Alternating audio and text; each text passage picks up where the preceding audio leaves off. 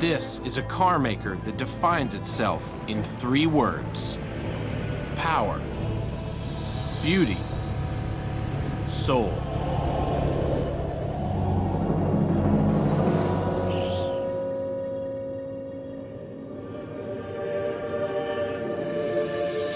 A British company with nearly 100 years of history, a rich racing heritage, and a tradition of creating instantly recognizable, iconic sports cars. It can only be Aston Martin.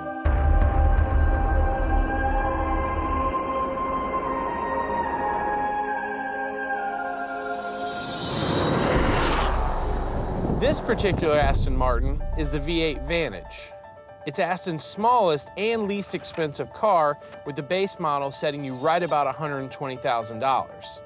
Now that's pretty big money for an entry level to the brand, but it is beautiful, and it is an Aston. Now this has a 4.7-liter V8 that puts out 420 horsepower, which sounds great, but it's pulling 3,600 pounds along with it, which is a huge amount of weight for a car this small. In comparison, the Porsche 911 weighs 500 pounds less. You know, the worst part about this car is the power doesn't come on till high in the RPMs, so you really gotta flog it to feel like you're getting anywhere. It doesn't feel as fast as it should be. I mean, when a car looks this fast and costs this much, you expect it to deliver. I mean, if you think about all the cars you could buy for $120,000, Porsche 911, an Audi R8, the Mercedes CL63, or even for less money, the Nissan GTR, I'd rather have any one of those over this. So the car will do 180 miles an hour, but the speedometer goes up to 220. Is that a British thing? Lying?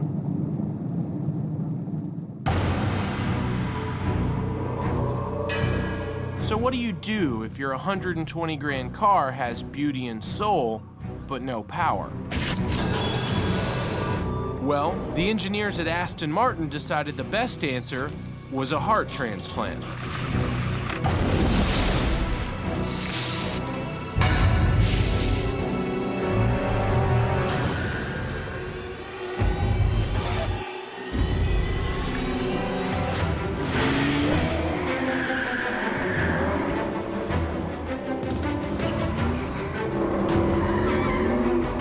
I'm driving an Aston Martin, I feel like 007. I mean, this is the kind of car you want to save the world in. Wood. Rutledge wood.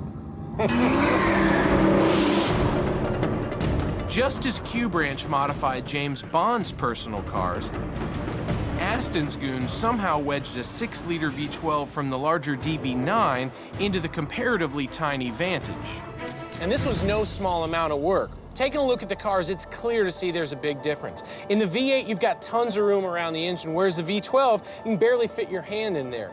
For the engineers to fit this motor, not only did they have to change tons of things, they had to cant the radiator, shave the oil pan, and even run a smaller alternator. But you know what? That's what hot rodding is. You take the smallest car you have and cram the biggest motor in there you can. Finally, the Brits took a page from the Americans.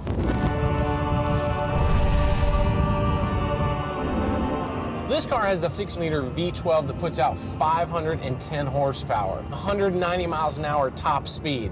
0 to 60 is 4.1 seconds. The cost for all this wonderfulness? 180 grand.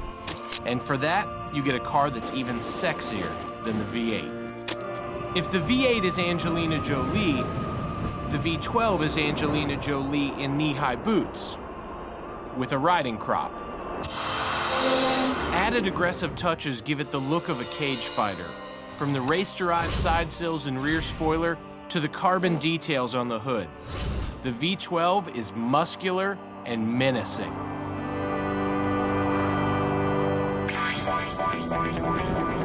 So the V12 was showing some promise after the disappointment of the V8. It had the beauty and it had the soul. The question was, did it really have the power? On the edges of the Mojave Desert in California is a 6-mile-long dry lake bed. This hot rodders playground has no speed limits and is known simply as El Mirage.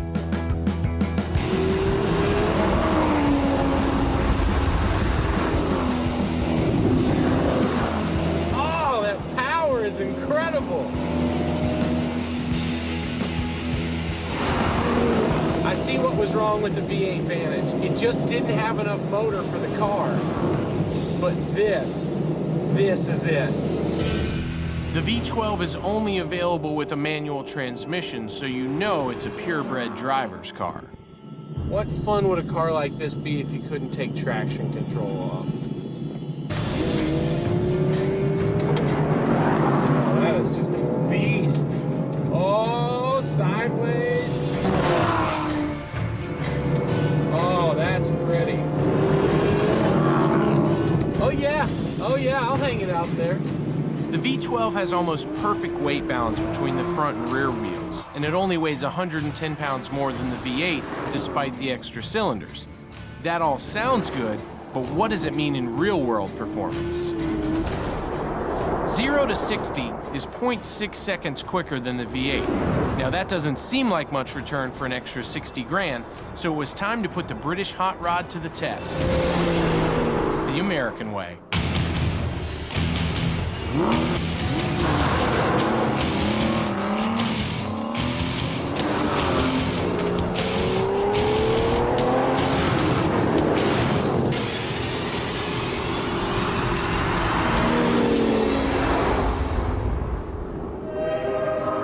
Within seconds, the V12 had established an unbeatable lead. The V8 was eating my dust. Oh man, let's see how fast we can get it. 120. 130.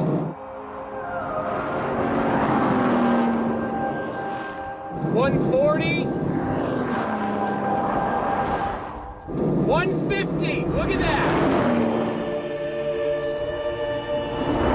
160.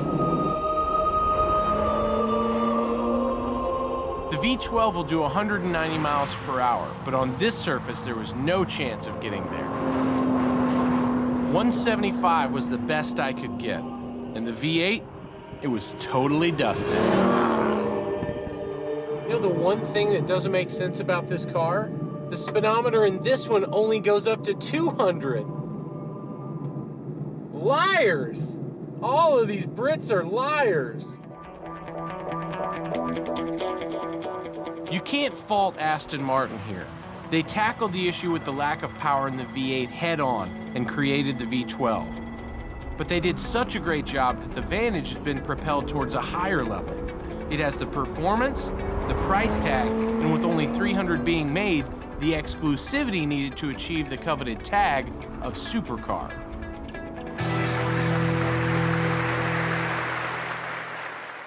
Clearly, the V12 is better than the V8, but is it really worth 60 grand more? You know what I think it is? The big problem with the V8, it just didn't have the power it needed for the car. The V12 solves that entirely. Yeah, but it costs $180,000. I mean, you can just about get a Mercedes SLS AMG for that, or a Porsche Turbo S, and still have a huge pile of money left over. For you, you could get 1.8 million pairs of tube socks. Yeah, but here's the thing. When you spend that much money, what do you tell people you drive? Mercedes? A Porsche? Yeah, that won't get you Or laid. an Aston Martin. Aston just makes you feel important. All right, it may be classy, but all I care about is how fast it goes around the Top Gear test track at the hands of our silent racing driver. So take it away, Stig. The Stig, of course, is the fourth member of our team whose sole purpose is to shake down each new car we review. So let's see how the V12 Vantage performs.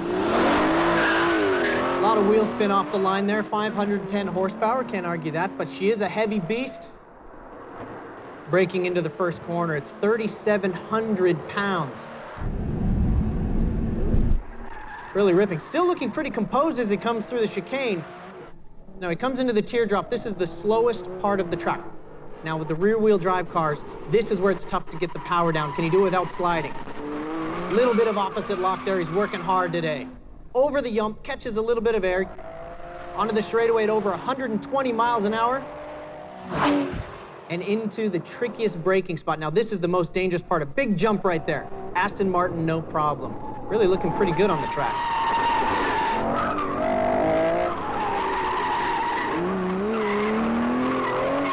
As he gets a little bit of wheel spin coming into the last S's, coming into the final corner now, laying it down. This is going to be a pretty quick time for such a big machine, and across the line. There it goes. I don't know, I'm not the hugest fan, but I will admit, that looked pretty clean. Yeah. I mean, you've got the Viper sitting at the top, some Lamborghinis up there. The Aston Martin, with an extra more than 1,000 pounds, comes in at a 128.2. Wow. 128.2.